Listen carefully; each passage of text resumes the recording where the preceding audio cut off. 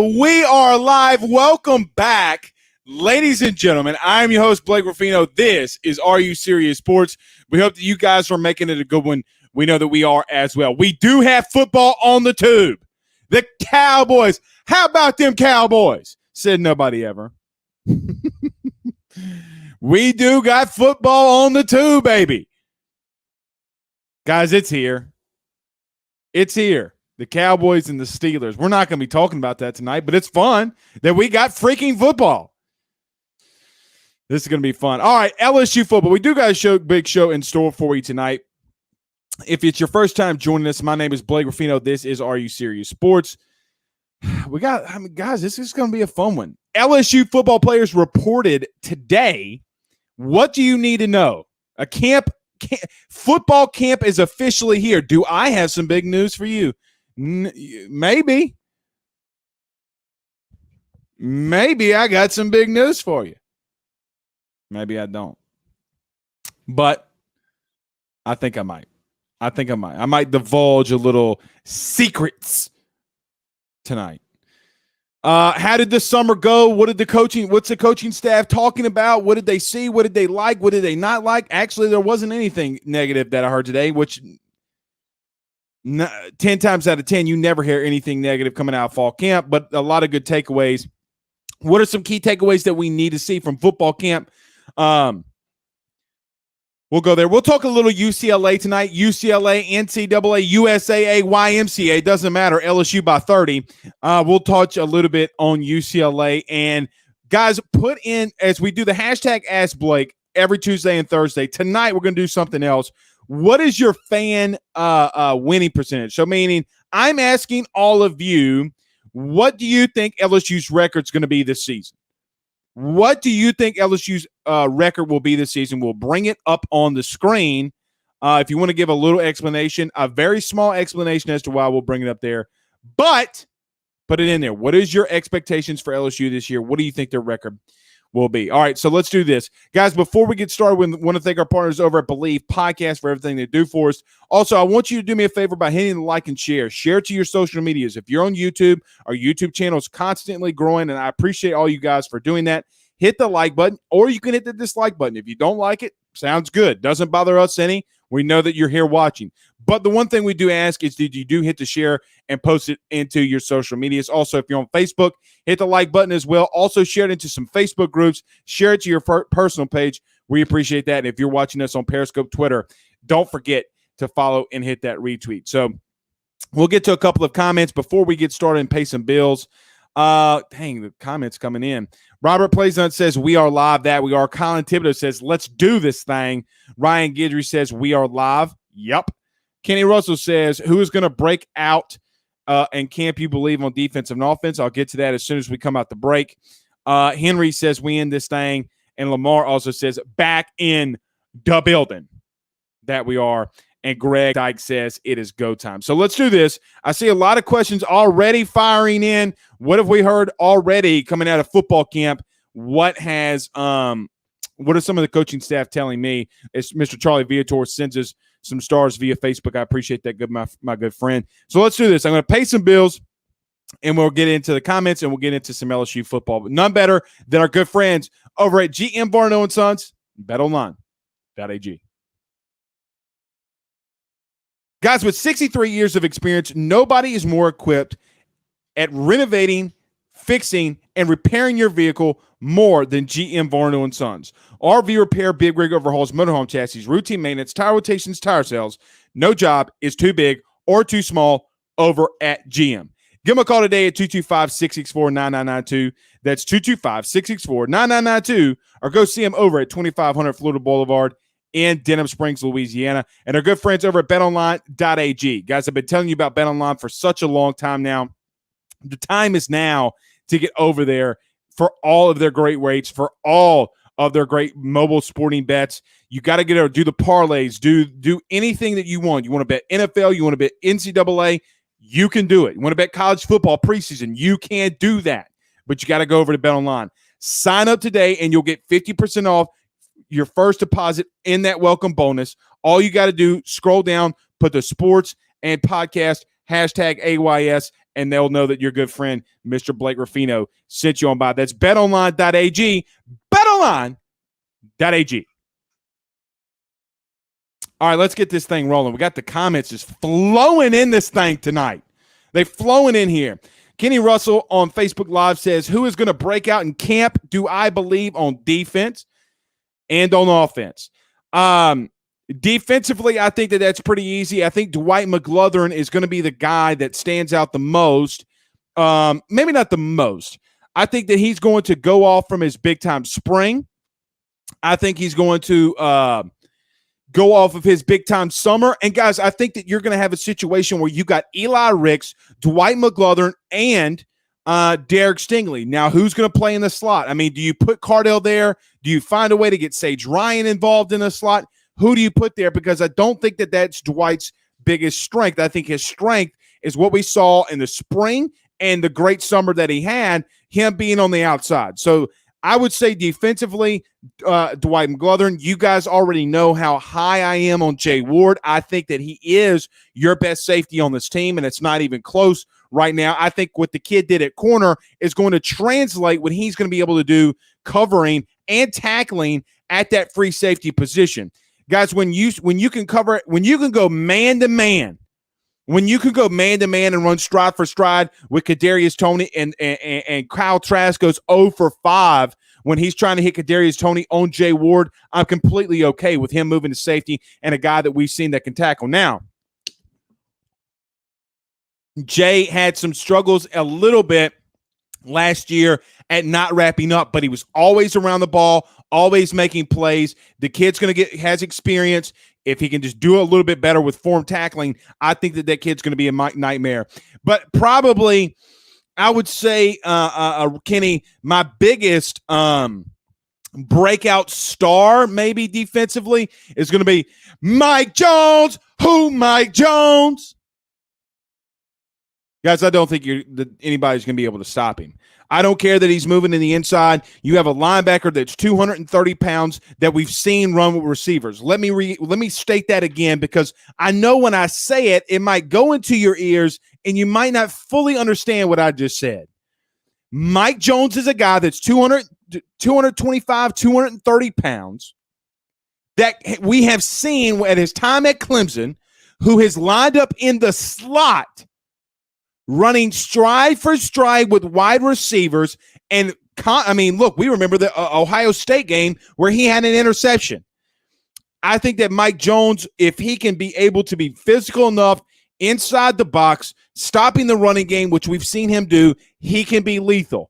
So I might go Mike Jones. Who Mike Jones? That's my three that I think I picked. D-line, I think that you already know what you got there because Kenny's asking about breakout star. What I'll tell you offensively, very quickly on the freshman defensively, Savion Jones is bigger. Bryce Langston's an absolute beast. They're really high on those two defensive ends. Very high on those two young defensive ends along with Mason Smith. So this defensive line is set and ready to go. Offensively, I really think you're going to have to see what one of those running backs can give you. If TDP and John Emery can't get the job done, you're going to have to lean on Corey Connor. You're going to have to lean on Amari Goodwin. Now, a lot of people are starting to beg the question, if those two guys play, well, Blake, what about pass protection? I don't know how much I'm going to worry about that, because this team, LSU's team, is going to want to get use 5-man protections and get these guys out in routes. Can they catch the football? Can they get up the field? Can they hit their holes on zone blocking schemes? I got to upload that video. I keep forgetting to show what I mean about zone blocking schemes because so many people have asked. So that's what I think right now. I think you can go running back position. Who's your number 2 wide receiver? I think Jeray Jenkins is a guy that could be poised to have a really good season. I like what I saw from him late last year outside of Kayshon Boutte. And really with Kayshon Boutte, guys, Jeray Jenkins is your number 1 receiving leader coming back from last season. I thought that him and Max had a good connection. We saw that he hit Jeray Jenkins a couple of times on third downs against Florida. His first touchdown pass against Florida was to Jeray Jenkins, if you remember that really nice lob in the back of the end zone. So I think that he's a guy that's got to step up. And then who do you find as your third wide receiver? Can it be Trey Palmer, who I hear caught over 10,000 passes this offseason, along with Coy Moore? Can those two guys do some things? One of those positions, running back or wide receiver, is going to be the breakout star, because I think that you know pretty much what you're going to get with the O-line, and I think that you know what you're going to get from Max Johnson, and he's only going to get better. Travis on Facebook Live says football is on TV. That it is. Stefan says, Blake, you think the boys going to be trading some paint tomorrow or what? It's never too early. Trading some paint. What you talking about, Willis? Where am I lost here? Stefan, give me a tell me what you're talking about, brother. Are you talking about paintball or something? Trading some paint. I never heard that before.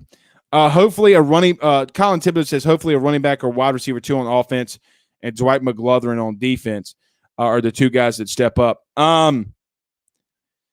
Yeah, you're going to need it. Guys, I don't know why there's so much worry, and really from the media locally, and look, not about anything bad about, I'm just talking about the worry that they have with this team. I think that there are some worries that you can have. I think tight end is a worry. What can Jack Best do? I don't think that he's a guy that you can line up on the line of scrimmage and think that he's just going to take on a 260, 270-pound defensive end at 215 pounds. I think that's way too much to ask. I'm not saying he can't do it. But I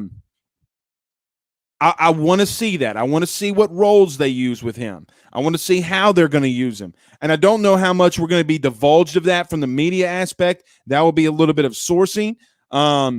So we'll have to wait to see. I will tell you this, and I'm not going to really break any news here, but this is what I want you guys to do.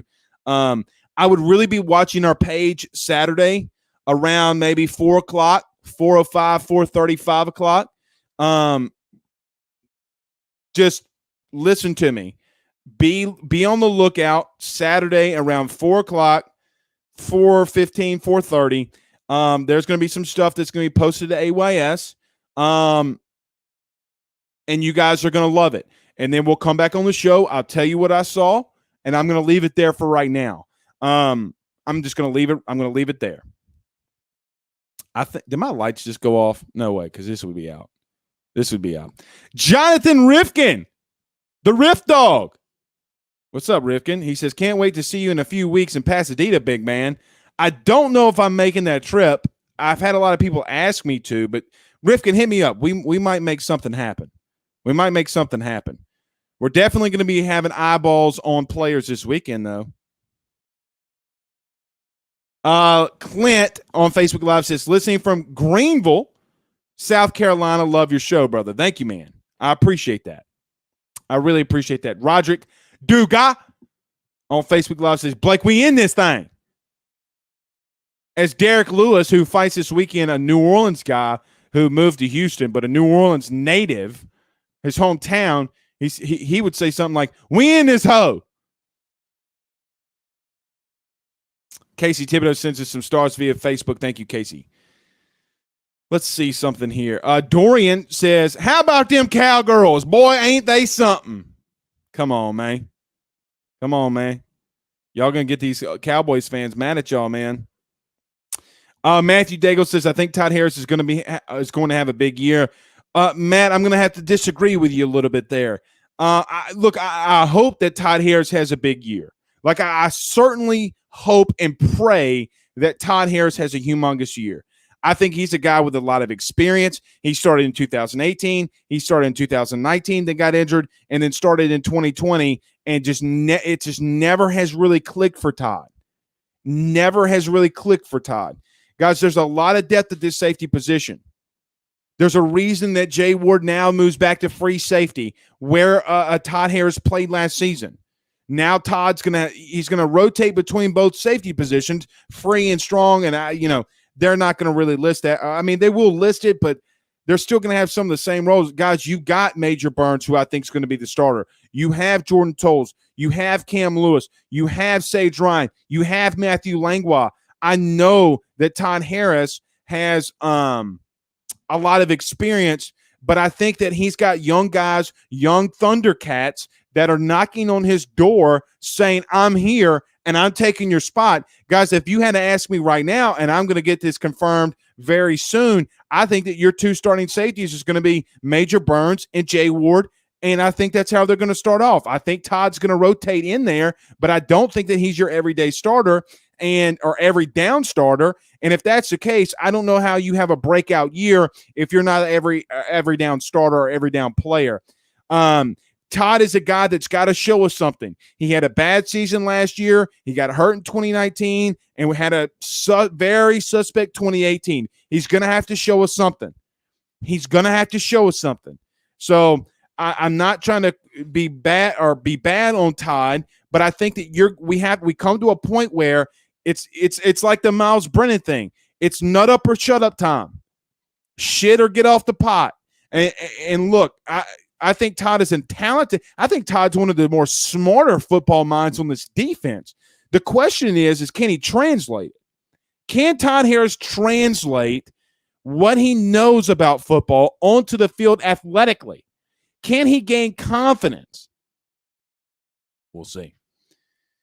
We will see. I don't see a lot of you. I see some of you putting your win-loss record. So let's start with that. I see Anthony says 11-1 unless we let a sleeper take us out like Ole Miss, Mississippi State, or Arkansas. Look, guys, Ole Miss scares the piss out of me. They scare the piss out of me. Brian Thompson says 10-2, tight loss to Bama, and a disappointed loss to Ole Miss or Arkansas. Why Arkansas? Guys, if we lose to Arkansas, we got a problem. I mean, look, we lose to Arkansas, we ain't going 10-2. I'm going to promise you. It has to be a snowing. It has to be a hailstorm, rainstorm. Hell, it has to be raining COVID outside for us to be warranted to be beaten by Arkansas. They're not that good of a team this year. They're actually, in my opinion, I think them and Mississippi State fights it out for the last spot in the SEC West. Michael Porter on YouTube says, I feel like 9-3 or 10-2 is more realistic than 11-1 or undefeated. Too many questions and uncertainties. I think that's fair. I think it's fair to say that there are some uncertainties. Look, I think that and I've been on record with this multiple times, I think that LSU has the talent to be 11-1. Because I think that the SEC was and I'd say this even for Alabama, I think that there's so much talent returning because of everybody being able to come back, seniors being able to come back. Guys, this was the least amount of draft picks for the NFL this past season in the draft than any other draft in the last 29 years per Mel Kiper. So if that's the truth, and if that's the case, that means that college football is going to be very deep. When college football is very deep, like it was in 2007, you remember the teams that were really deep. You had a 2-loss LSU team that wind up winning a national title with 2 losses. That season, a lot of teams had a lot of seniors that came back and played. So with that being said, I think that you could see a scenario where you can have a 10-2, 11-1. I mean, it's not far-fetched, but LSU does have the talent. 9-3. Let me tell you what 9-3 feels like. I think that they could get there, and I think it depends on how you lose. But it would have to be really close losses in those 3. Like, you can't get blown out and because there's just way too much talent. Look, we'll give you last year going into Florida with 46, winning that game. I think that you have a whole bunch of experience. And something that nobody talks about is the offseason that these guys had. Guys, they didn't have one last year. You're a week into spring camp, and then COVID hits. So I do hear that Tommy Moffitt and company had a really good, and the kids had a really good summer. And something that I've been talking about for the last 2 months.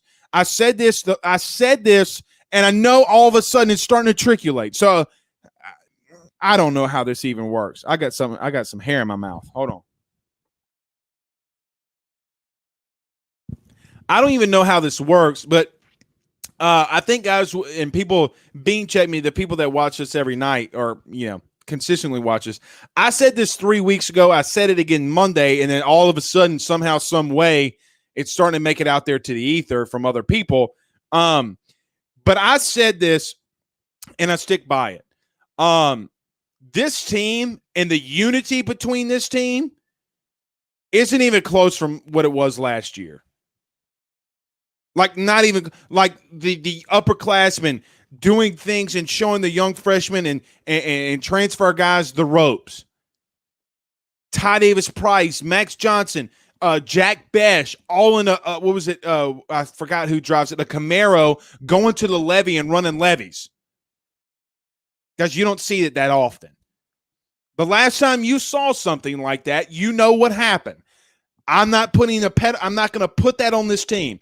I'm not going to put 2019 on this team.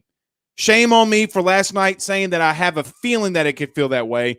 I'm starting to, and I'll ridicule myself on this one. Shame on me because I probably shouldn't do that because of Joe Burrow alone.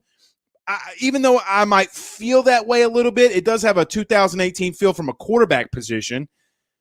But it has a 19 feel because, guys, look, you have an entire offensive line returning. You have an entire defensive line returning, 2 linebackers returning. Let's just call it what it is. You can say, well, Blake, what about Jacoby Stevens and Kerry Vincent? Your entire secondary returning. Guys, think of your 4 or 5 DBs. Think about this really quickly. Derek Stingley returns. Eli Ricks returns. Dwight McGlothern returns. Cordell Flott returns. Jay Ward returns. Jordan Tolles returns. Todd Harris returns. Cam Lewis returns. Do I need to continue?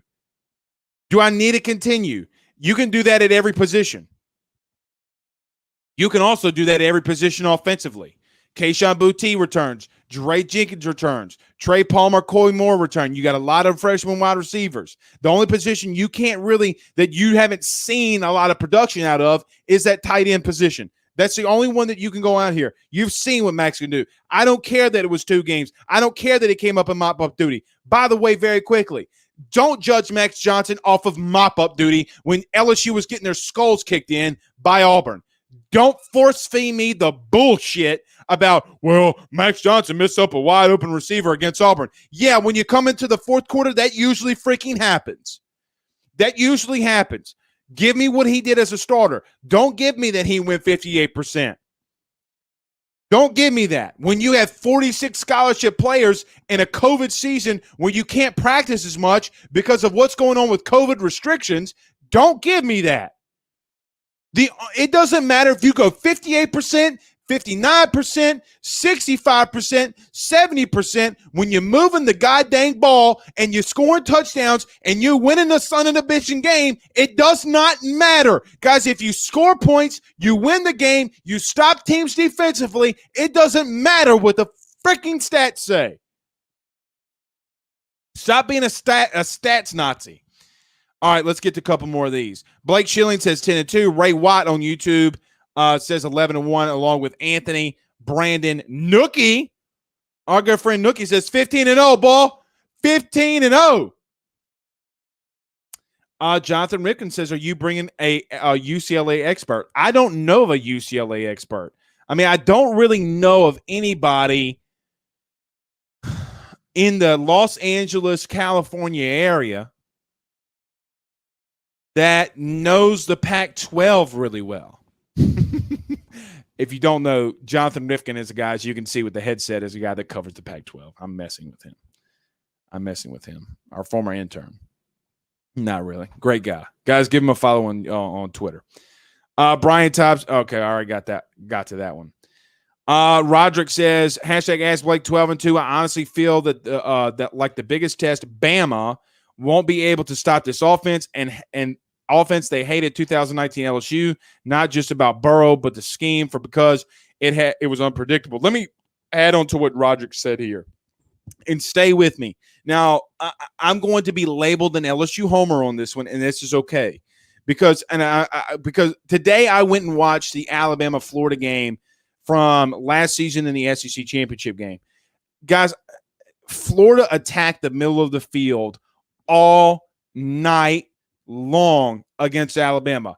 I get that they lost. Their defense sucked. We saw what happened against LSU. We saw what happened against A&M all season long. Florida's defense absolutely sucked. What's one thing that did not suck, though, is they had a lot of playmakers on that offense. They could run the football well enough. Their O-line wasn't as good as LSU's is, but they attacked the middle of the football field. Same exact thing that LSU did in 2019 to everybody that they played. They attacked the middle of the football field. I think that Alabama's secondary should be worried. I don't think that they're as good as they were a season ago. I don't think it's easy to replace two first-round corners. Guys, they're replacing 2 first-round corners in 2 years. Look, Saban's one thing, but do you have the depth there? Yes, could you have the depth, but what you certainly don't have is the experience. I think that LSU can attack them across the middle of the field. I think that Alabama's secondary should be worried, and I don't think that they're that good there. I don't know how. I think they'll be better up front. I think they got some guys on the interior. I think they got some decent linebackers. They got Henry To'oTo'o. They got Christian Harris that returns. That's a very lethal linebacking core. They got some guys up front that can play. But if you can run the football effectively, and if you can hold the line of scrimmage and give Max Johnson enough time, guys, Alabama's beatable. This isn't the roster from last season where they had the best offensive line, in my opinion, in the country. This is not last season. You can attack them defensively, and I think that you have a shot regardless of what your record says there. Lamar Williams says, to Bama with a unproven starter at quarterback. Shit. Yeah. I don't disagree. A lot of people are high on Bryce Young. Anthony says on Facebook Live, starting safety, who emerges as number 2? I think we touched on that. Major Burns, Jay Ward. I think Jeray Jenkins steps up, and I think that you got to have some big play from Trey Palmer and Coy Moore. And look, one of these young wide receivers, Malik Neighbors, is a guy that they talked about a lot. A guy that Ed keeps talking about that I have not mentioned, and he talks about him religiously, is Joseph Evans, the defensive lineman. I have not talked about him. I'm going to run over there Saturday and go see him. Vic says, #Ask Blake, Davis, Price, and Emory will be fine at what were they eyes on Twitter for earlier? You'll see Saturday. Versus he on YouTube says, what's up with Moscona calling Max check down Charlie?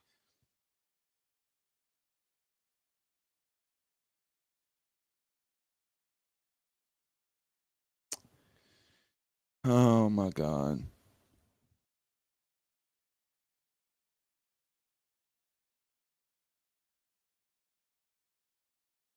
Woosa. Remember your pressure points. Woosa.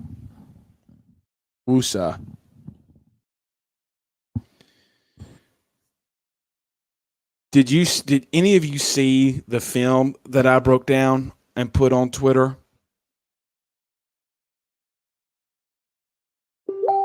Did any of you see the film?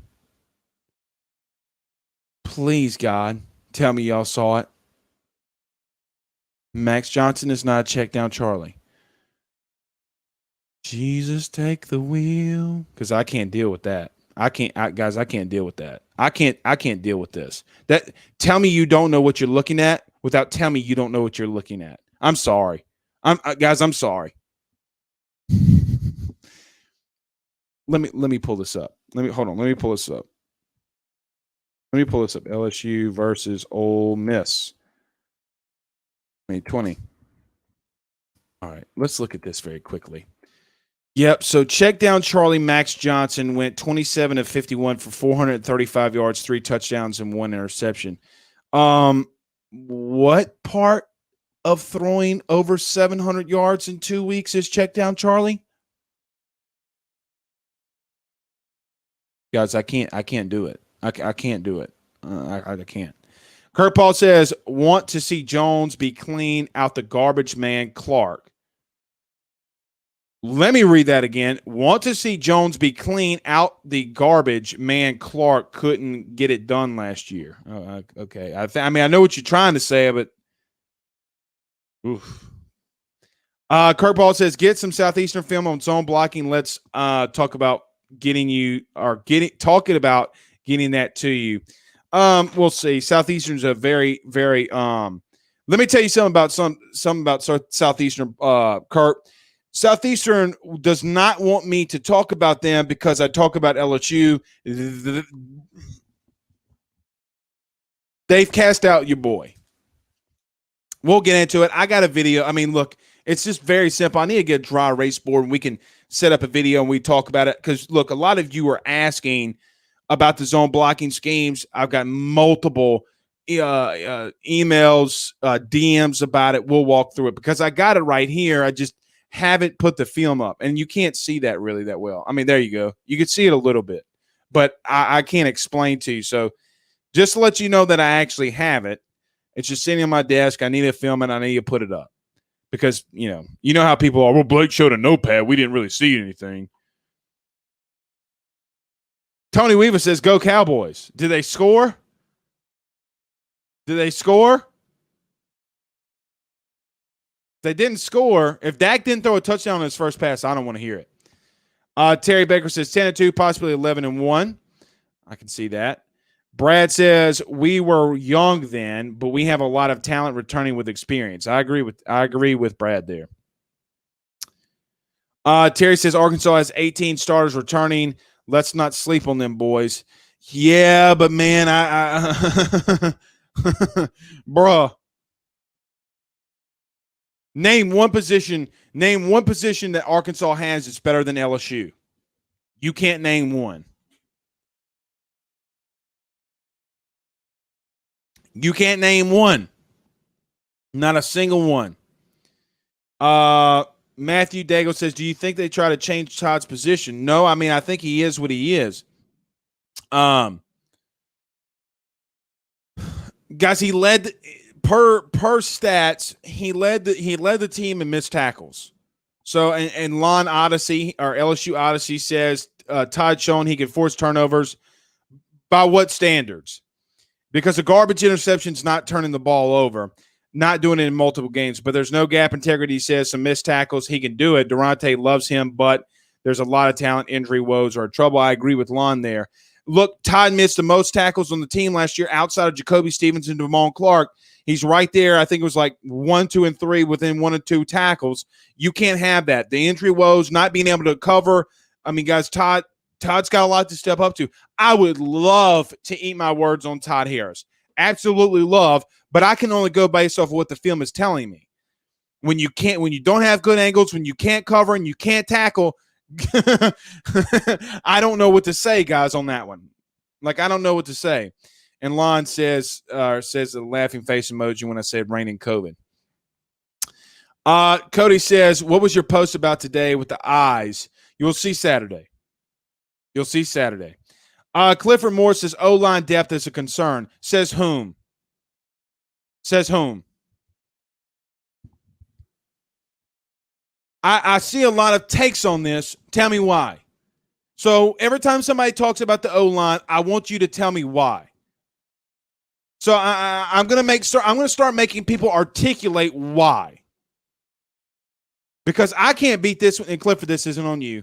This isn't on you. Why? Guys, you got depth. You have depth. The problem with this argument is that LSU doesn't have depth at O-line.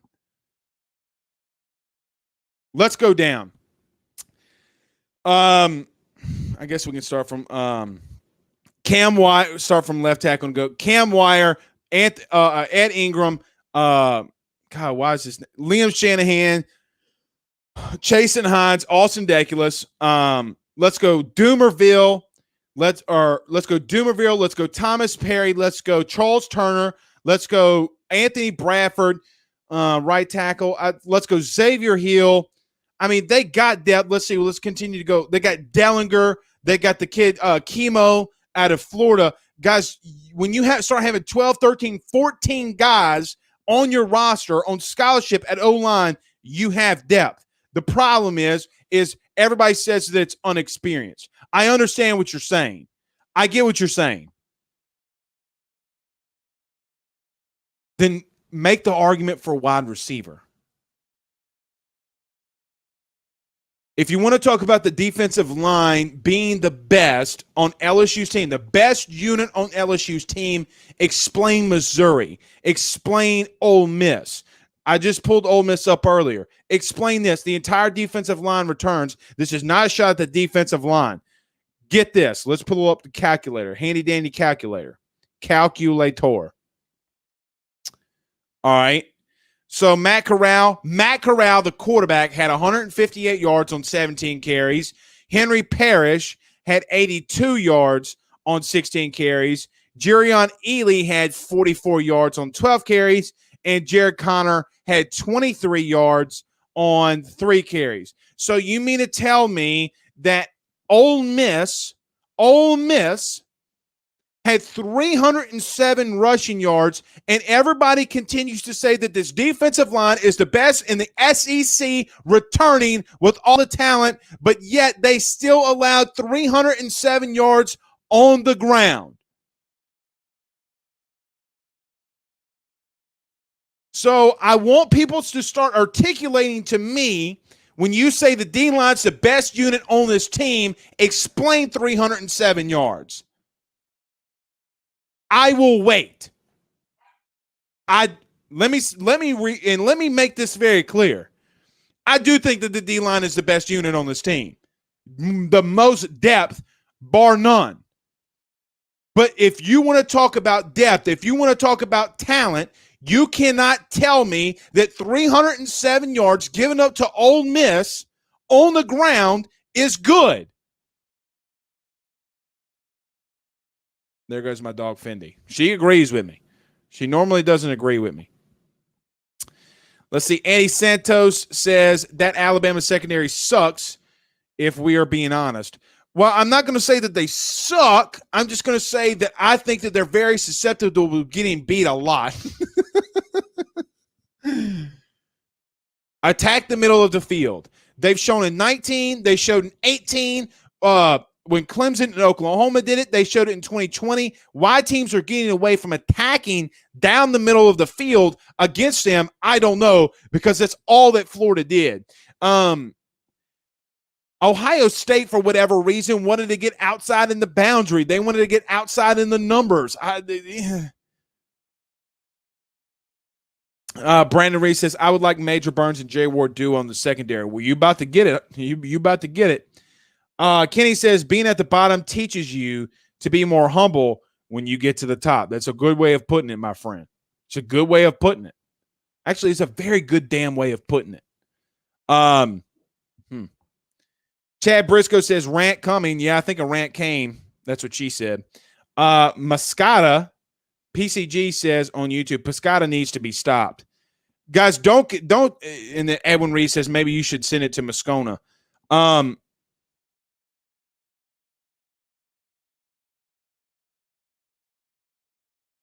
Guys, I look, listen. I can't deal with the bullshit. When I go on this rant, just understand, I'm not calling anybody an evil dude. I'm not calling out their mamas. I ain't calling out their daddies. I ain't calling out, their grandmamas. I'm talking about takes. Please do not, for the love of Christ, tell me that Max Johnson, who threw for over 700 yards in 2 weeks, is a check down Charlie. Please tell me you know football better than that.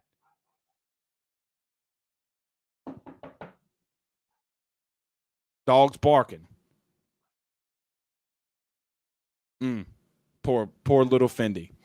Ryan says, Lady Moscona, he got something to get Coach O for some reason. Well, it's because he banned him from the media sessions on Orgeron's first year, because he said that Orgeron was the most incompetent hire ever, if you remember that. Aaron Felder says, Rudy Poo of the century, Matt Moscona. Roger says, hashtag Ask Blake, a lot of people sleeping on this defense. Fendi, come here. Can't stand that damn dog barking when I'm on here. Drives me insane.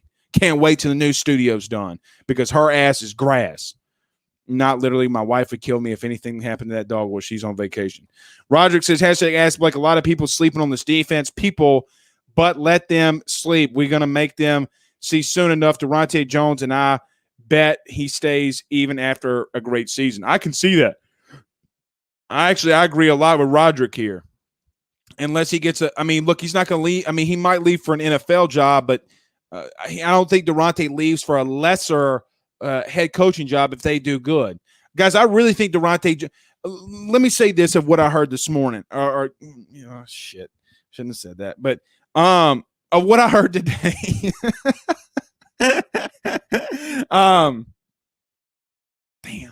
let me just say this. Durante's going to bring in some zone schemes. LSU is not going to be on this base man-to-man, want to cover your cross. We want to switch everything over. They're going to run zone. Guys, when you run crossing routes, okay, take it from me. If a team's running that many crossing routes and attacking the middle of the field, you can't go man-to-man or you're going to get your ass blistered. You hear me? I'm talking about bad baby, spanked all over the field if you don't go to a zone. You want to, well, I guess I could say Mississippi State is evidence from last season. Lane Kiffin runs it a lot. Steve Sarkisian run it a lot. Joe Brady ran it a lot. Teams now want to attack down the middle of the field, especially when the RPO game, and I need to upload this zone blocking schemes because, guys, I'm just going to put this right here.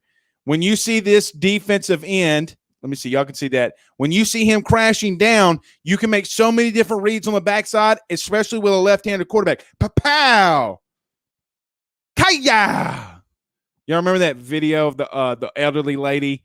She said she heard somebody at her door and she opened it. She grabbed it back and goes, I went, Apaya! Joe says he's a Radiohead, not a football expert, meaning Moscona. Does a little research, but at the end of the day, probably never played. I don't know that. I don't know if he has or hasn't, but guys, how in the Rudy Poo hell can you tell me that man's someone please explain it to me in the comments?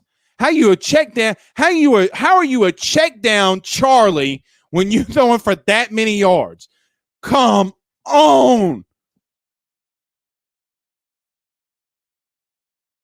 Tiger Maniac says we have O-line depth. We just lack experience after the starting five. Well, there you go. I agree with that. So don't tell me you don't have depth. So come up with a better scenario of this O-line. Don't talk to me about depth. Don't do it. Don't do it. Depth means you don't have bodies. You don't have depth at quarterback. You have depth at O-line. You don't have depth at quarterback. The inexperience, again, do I need to bring up the 307 yards against Ole Miss scenario? That wasn't the only one. We can turn to Missouri. We can turn to Alabama. We can turn to a lot. If you're going to say, well, and you know what defense or what side of the ball and what position group has a lot of experience, what a lot of talent is D-line, and they gave up a lot of yards last year. So if you're going to be in the camp that LSU's defensive line is the best unit on this team, then explain to me why you can't flip that and say the O-line did damn good last year, because you can't have one or the other. You can't look at it on paper and says, hey, this unit's going to be really good, but I know the last game that we saw them, they gave up 307 yards against Ole Miss. They let the quarterback have 17 carries for 158 yards, 9 yards per carry, 1 touchdown. Henry Parrish had 16 carries for 82 yards, 5 yards per carry. Guys, they had 3 individuals with over 5 yards per carry, 2 of them with over 7 yards per carry. You want to talk about stats? Matt Corral ran all over LSU with this little scramble drill. They try to contain. They had no answer for him. LSU finally runs a contain. They get to him a little bit. You remember the strip fumble interception. They technically ruled it an interception for Ali Gay. You remember that. They finally changed it. But, guys, at some point, it's line up and execution. If you're sending 4, you got to beat the man in front of you.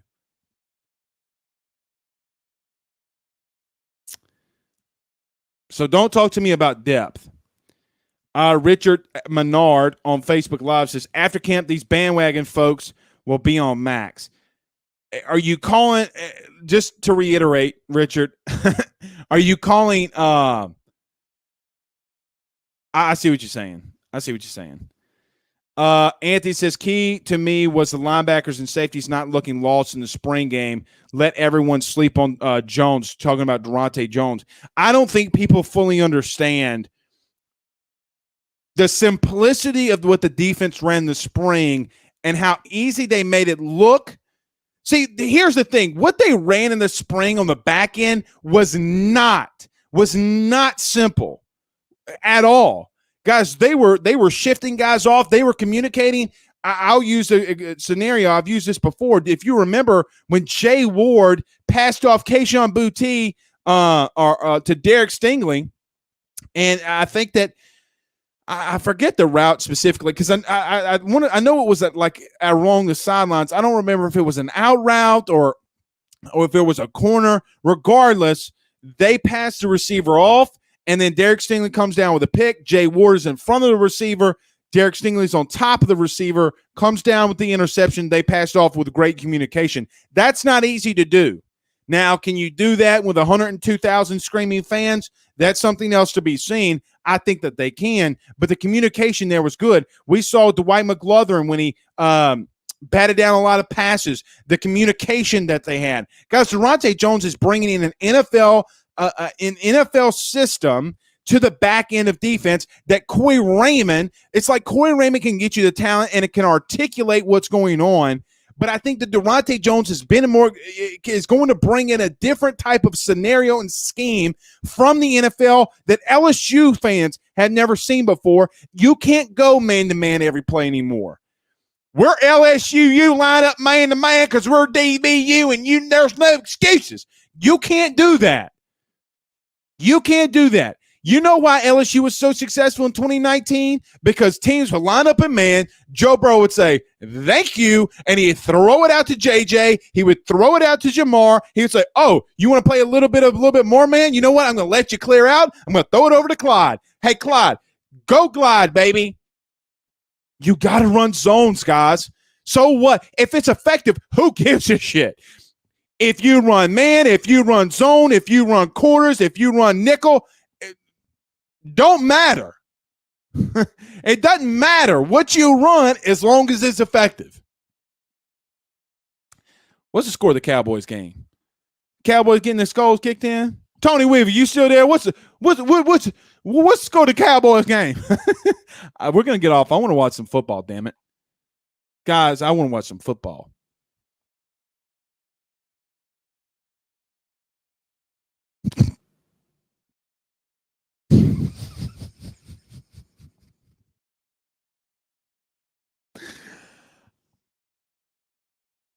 A payow, says Ryan Guidry. Yeah. A payow. Tony Two-Bets, whose birthday was yesterday. What's up, Tony Two-Bet? Says, break out the bourbon. Moscona gets a blood boiling. Chad says, here's my rant. Rudy Poo his ass. Chad, did you purposely get me fired up? Did he even say that? I bet he did. I don't listen. Zachary Ross says, maybe I should have said break. What did you say? I mean, you just commented. He said, Zachary Ross on YouTube says, hey, what's the latest on the quarterback battle? I know you're a Max homer. Okay, but give Miles a break. He's pretty good too. And then he says, maybe I shouldn't have said break. What do you mean what's going on with the quarterback situation? So Zach, so let's talk about this. So I told you guys that people tell me that I'm labeled as a Max Johnson homer. You see it here. Is wins and losses classifying me as a homer? The only win that Miles has on his record is against Vanderbilt. Blake, what about the stats? Blake, what about the stats? With all due respect to Miles Brennan, God bless him. I hope he comes back and he's able to be on this team, and I hope that he's able to be a backup to Max. But, guys, when you can't stay healthy, you hurt your team. You want to get one last fishing trip in before camp starts and you get hurt, you hurt your team. Sometimes you got to be selfless instead of selfish. So, call me what you want about Max Johnson, Miles Brennan. The writing's on the wall. 2017, Miles is out 2 games behind Denny Etling that nobody knows about. Lowell Narcisse has to get ready. They kept it quiet after the Troy hit. 2018, Joe Burrow dislocates his shoulder. Miles Brennan has back injury. Can't go out. Joe's got to go out there, suck it up, and get ready to go because Miles is out for 5 straight weeks.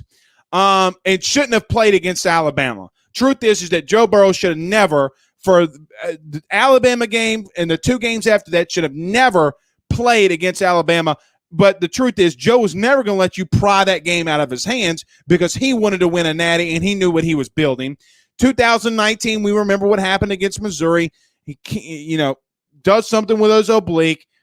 He can't finish. Hurts his team by telling Orgeron he's fine. He's not fine. Winds up losing. 19. We were in 20. I'm mixing my years up. But no, that was in 20, and then now in 2021, you know what's going on. Mix my years up there a little. 2019, he's fine. I mean, I don't remember him missing a game in 2019. I do know that he got nicked up. He had a shoulder injury, and Peter Parrish ran with the twos for 2 weeks.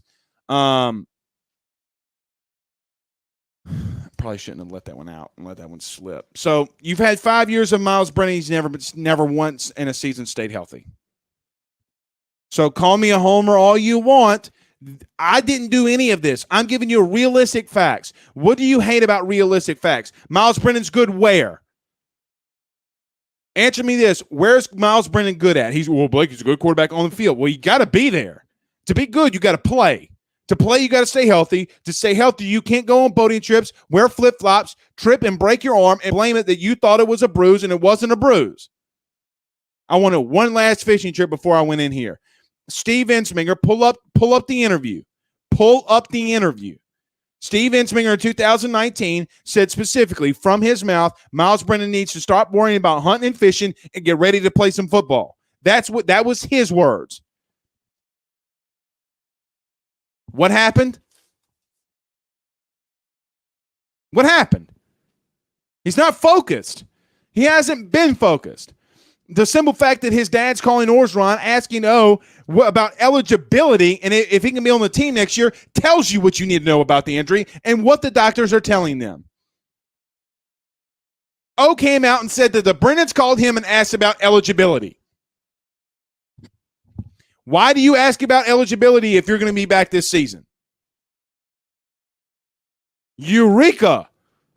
I mean, Orgeron tells you what you need to know. Stephen, I never got what you were telling me earlier. Anthony says Max has the attitude that Burrow had, not saying he will be Burrow, but he has the drive that made Joe great. I agree with that. He's got some, and I see Stephen say this, he's got moxie. Zach says, I'm dead. Well, I mean, you call me the homer, so if you want to call me the homer, explain to me why Max, explain to me what I've said that's been wrong. Got a lot of Miles Brennan lovers in here, man.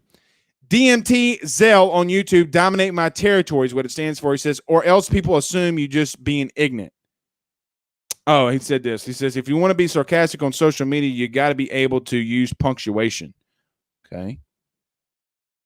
Guess that's a shot at me.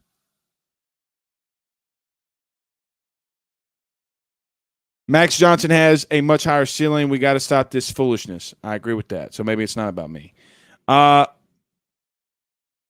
Break, it's a joke. My name's Blake.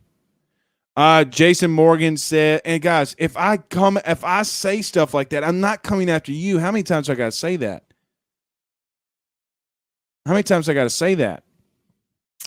I'm not coming after you. I don't take this stuff personally. Blake Schilling says he was making a joke. Broke his arm. Oh,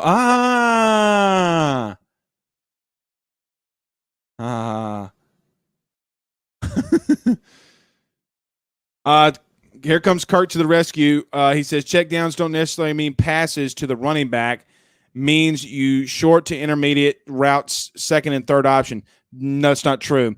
And to be honest, don't mind mean the guys can read a defense, doesn't panic after his first option is covered. Huh? 3-0 Dallas says Tiger Maniac. Let's go Cowboys. They're playing the Steelers, correct? Terry Baker says, and you know it, sends us some stars on Facebook.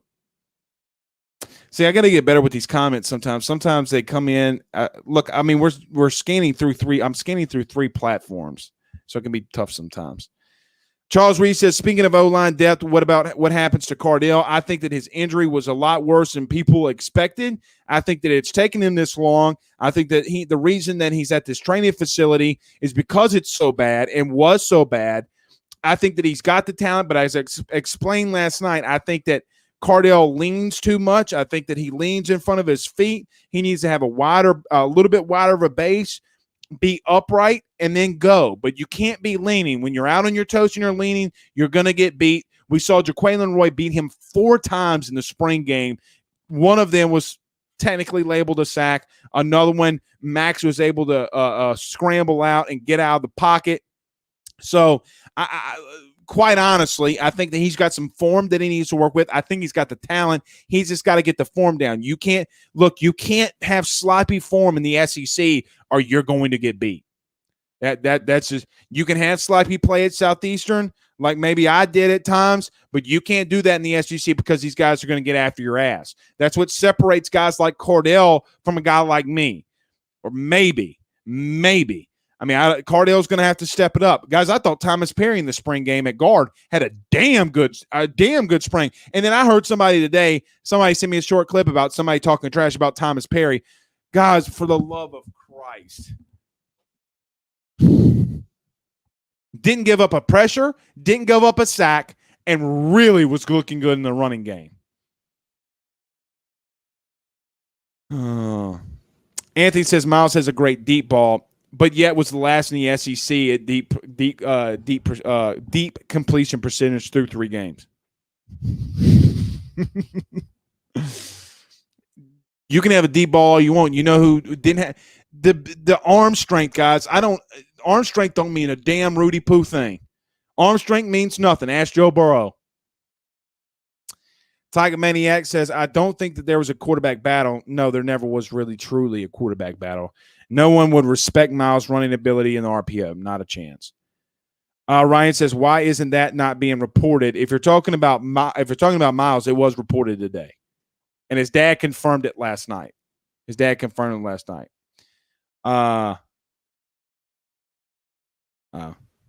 Trading paint. I got you. Says Stephen Frey. I don't know. I thought my name was Blake. Says Ryan Guidry asked me my name. Oh, DMT. I don't know, man. I mean, look, I don't know. Charles Reeves says, interesting to see Miles' dad go on and say that they expect him to be ready in September. But then why ask about eligibility? Why ask Orgeron about eligibility? You know what? Miles' dad also said last year that Miles will be fully cleared and ready to go at the Alabama game last year. The biggest lie in sports is that you can't lose your job to injury. Biggest lie in sports. A couple more. We got to get out of here. Go watch some football. I want to see some hitting. PCG says Miles is done. Move on, people. Get behind Mighty Max. Derek says timing is everything. It's true. And DMT says, I mean, someone else to help see where he's lacking. Henry says, my wife likes. I'm not reading that, Henry. Come on, bro. How you going to do that to me? Come on, man. All right, last one. Let's get Zachary Ross back in here. He says, I've been hearing a lot about Jack Bech is going to be a starting wide receiver. No, he's going to be an H-back. He's going to play a little he's going to